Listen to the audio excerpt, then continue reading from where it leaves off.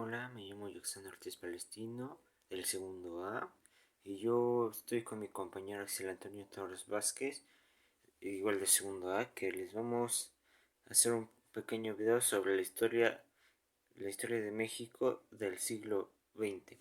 A continuación, mi compañero va a explicar algunos temas sobre lo que sucedió. Mi nombre es Axel Antonio Torres Vázquez y los temas que me tocaron, el tema que me tocó es para el partido antireeleccionista de Francisco y Madero. El partido antireeleccionista tiene como antecedente el Club Antireeleccionista de México, fundado días antes. Sus objetivos son la defensa de la democracia, sufragio efectivo, no reelección, observancia estricta de la Constitución, libertad municipal y respeto a las garantías individuales. A fines de 1908, después de la entrevista Díaz-Creelman y la posterior invitación de Díaz para iniciar una vida democrática, gente de diversas tendencias políticas como Manuel Calero, Juan Sánchez Ascona, Heriberto Barrón, Rafael Subarán, Capmany y José Peón del Valle encabezaron actividades y les llevaron a la constitución del Partido Democrático. Porfirio Díaz está de acuerdo con la aparición de partidos políticos. Sin embargo, reprimía a los que no se adherían a su persona. El Círculo Nacional Porfirista anunció estar de acuerdo con la reelección. Lo mismo ocurrió en la Convención Nacional de Clubes Reeleccionistas, en la que Pedro Rincón Gallardo untuosamente dijo: por fortuna, vuestras fuerzas vitales están enteras, vuestra influencia política en todo el país fresca aún, vuestra autoridad personal incolume. El 2 de abril de 1909, los antireeleccionistas recordaron proclamar la candidatura de Porfirio Díaz para presidente de la República, pero se dividieron, pues unos no aceptaron la de Ramón Corral para la vicepresidencia. Para imponerse sobre los descontentos, la convención no les daba el uso de la palabra, con argumentos tal en gracia, mientras que los científicos oponían a Reyes por su condición de militar. El otro candidato a la vicepresidencia era Bernardo Reyes, cuyos seguidores se quejaban de que eran objeto de persecuciones.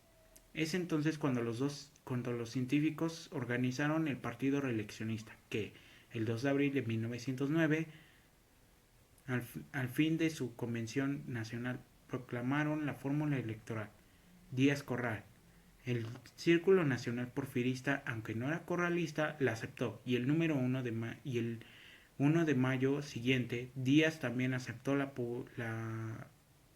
aceptó públicamente. En los estados hubo candidatos independientes que trataban de sobreponerse al poder de Díaz, uno de ellos Madero. Madero hizo viajes y luego de intensa correspondencia logra la constitución en la Ciudad de México del Centro Antireeleccionista el 22 de mayo de 1909, cuyas figuras más destacadas eran Emilio Vázquez Gómez, Toribio Esquivel, Obregón y José Vasconcelos, Roque Estrada, Luis Cabrera, etc. La declaración y programa de los antireeleccionistas gira alrededor de un principio político que le da nombre y fuerza resumido en el lema sufragio efectivo y no reelección. Con sencillas ideas establecen principios generales de organización muy factibles y democráticos. Su elemento de unión sería los principios del programa y su deber inmediato darlos a conocer ampliamente. Por último, en una convención nacional los delegados de tales centros discutirían y elegirían a quienes habrían de ser candidatos en las próximas elecciones.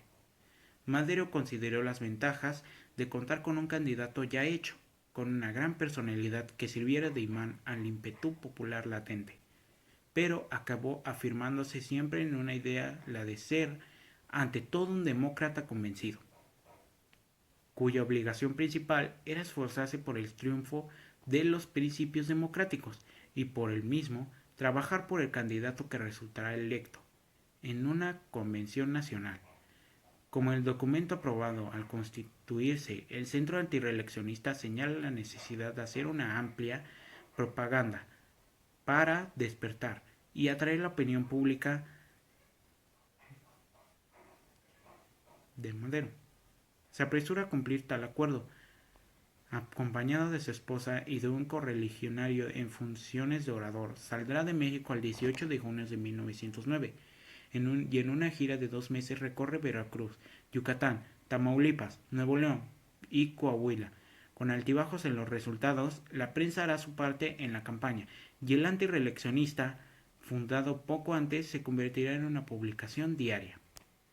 Mi nombre es Axel Antonio Túnez Vázquez y los temas que me tocaron, bueno, el tema que me tocó es para el partido antireeleccionista de Francisco y Madero. El partido antireeleccionista tiene como antecedente el Club Antireeleccionista de México, fundado días antes. Sus objetivos son la defensa de la democracia, sufragio efectivo, no reelección, observancia estricta de la Constitución, libertad municipal y respeto a las garantías individuales. A fines de 1908, después de la entrevista a Díaz-Creelman y la posterior invitación de Díaz para iniciar una vida democrática, gente de diversas tendencias políticas como Manuel Calero, Juan Sánchez Ascona, Heriberto Barrón, Rafael Subarán, Capmany y José Peón del Valle encabezaron actividades y les llevaron a la constitución del Partido Democrático. Porfirio Díaz está de acuerdo con la aparición de partidos políticos. Sin embargo, reprimía a los que no se adherían a su persona. El Círculo Nacional Porfirista anunció estar de acuerdo con la reelección. Lo mismo ocurrió en la Convención Nacional de Clubes Reeleccionistas, en la que Pedro Rincón Gallardo untuosamente dijo: por fortuna, vuestras fuerzas vitales están enteras, vuestra influencia política en todo el país fresca aún, vuestra autoridad personal incolume. El 2 de abril de 1909, los antireeleccionistas recordaron proclamar la candidatura de Porfirio Díaz para presidente de la República, pero se dividieron, pues unos no aceptaron la de Ramón Corral para la vicepresidencia. Para imponerse sobre los descontentos, la convención no les daba el uso de la palabra, con argumentos tal en gracia, mientras que los científicos oponían a Reyes por su condición de militar. El otro candidato a la vicepresidencia era Bernardo Reyes, cuyos seguidores se quejaban de que eran objeto de persecuciones. Es entonces cuando los científicos organizaron el Partido Reeleccionista, que el 2 de abril de 1909, al fin de su convención nacional, proclamaron la fórmula electoral Díaz-Corral. El Círculo Nacional Porfirista, aunque no era corralista, la aceptó, y el 1 de mayo siguiente, Díaz también aceptó la aceptó públicamente. En los estados hubo candidatos independientes que trataban de sobreponerse al poder de Díaz, uno de ellos Madero. Madero hizo viajes y luego de intensa correspondencia logra la constitución en la Ciudad de México del Centro Antireeleccionista el 22 de mayo de 1909, cuyas figuras más destacadas eran Emilio Vázquez Gómez, Toribio Esquivel, Obregón y José Vasconcelos, Roque Estrada, Luis Cabrera, etc. La declaración y programa de los antireeleccionistas gira alrededor de un principio político que le da nombre y fuerza resumido en el lema sufragio efectivo y no reelección.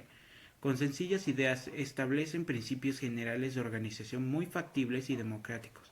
Su elemento de unión sería los principios del programa y su deber inmediato darlos a conocer ampliamente. Por último, en una convención nacional los delegados de tales centros discutirían y elegirían a quienes habrían de ser candidatos en las próximas elecciones. Madero consideró las ventajas de contar con un candidato ya hecho, con una gran personalidad que sirviera de imán al ímpetu popular latente. Bueno, pues a mí me tocó el tema de la revolución constitucional. Es que esta surge como respuesta de parte de varios jefes revolucionarios, como Venustiano Carranza, también Francisco Villa, que al golpe de estado en contra de Francisco y Madero por Victoriano Huerta. Poco después surgen las diferencias entre los revolucionarios que participaron en el derrocamiento de Victoriano Huerta. Por un lado son los villistas y los zapatistas, y por el otro lado Obregón y Carranza. Luego de 2 años de lucha, Villa y Emiliano Zapata son vencidos por los constitucionalistas y Carranza puede afianzar su gobierno en Jalpan de Serra, en Querétaro. Finalmente, la última fase de la Revolución Constitucionalista coincide con el Congreso Constituyente de 1916, que reformará la Constitución de 1857 para incluir las demandas revolucionarias. También les voy a presentar el tema de la relación de demandas de los grupos revolucionaristas.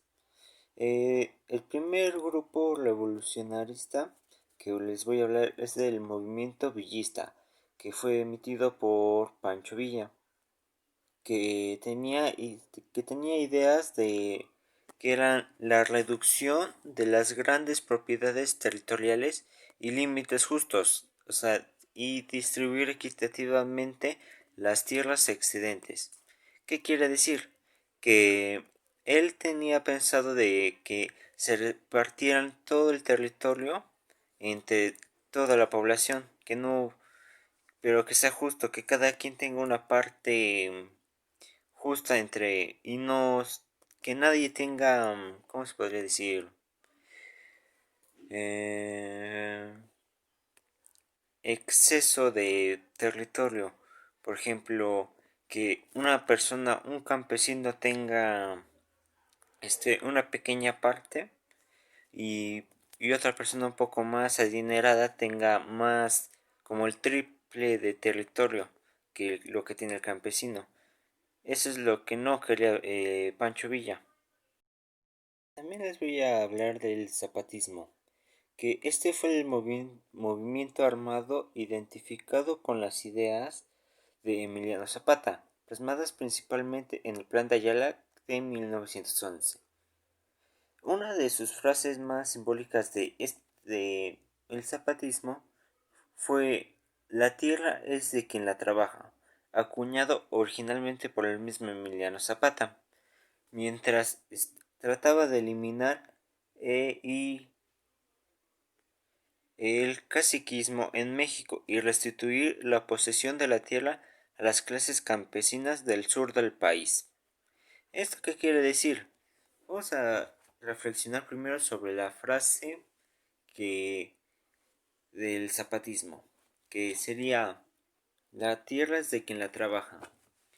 Pues esto pues a mí me hace pensar que deberían darle también territorio a los campesinos, ya que ellos trabajan en cultivos, ganadería, etcétera, etcétera, en todos esos territorios. ¿Qué es lo que él quería? Que los campesinos puedan tener sus propios territorios. O eso es lo que yo creo. Porque tenía esas ideas de que el campesino se merecía tener también territorio para poder hacer cultivos, no solamente trabajar para otros y hacer cultivos que finalmente se los van a quedar los ricos, la mayoría de sus ganancias, bueno, es lo que yo pienso. Pero ahora sí que él quería que los campesinos fueran los propios dueños de territorios y pues y nada, esto ha sido todo, espero que les haya gustado. Este fue nuestro video que preparamos mi compañero y yo. Y pues nada, se cuidan, adiós.